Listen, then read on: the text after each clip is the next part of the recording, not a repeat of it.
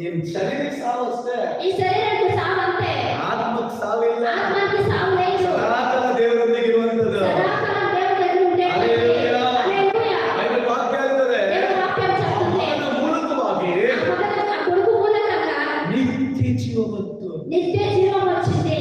Amen. ఆమేన్. ಹೆಚ್ಚಿನ ಸಂತೋಷ. ఎంతమంది సంతోషంగా ఉన్నారు? ಯೋಹಾನ ಸುವಾರ್ತೆ 10:10 ಹೇಳ್ತಾರೆ, ಕಳ್ಳನು ಕದ್ದುಕೊಳ್ಳಕ್ಕೂ ಕೊಯ್ಯುವುದಕ್ಕೂ ಹಾಳು ಮಾಡುವುದಕ್ಕೂ ಮತ್ತೆ ಯಾವುದಕ್ಕೂ ಬರುವುದಿಲ್ಲ. దేవుని వాక్యం చెప్తుంది, యోహాను సువార్త 10:10లో దొంగ కోసుకునేదానికి ದೇವರ ವಾಕ್ಯ ಹೇಳ್ತದೆ, ಆದರೆ ದೇವರಾದರೂ ನಿಮಗೆ ಜೀವ ಉಂಟಾಗುವುದಕ್ಕಾಗಿ ಆ ಜೀವವು ಸಮೃದ್ಧಿ.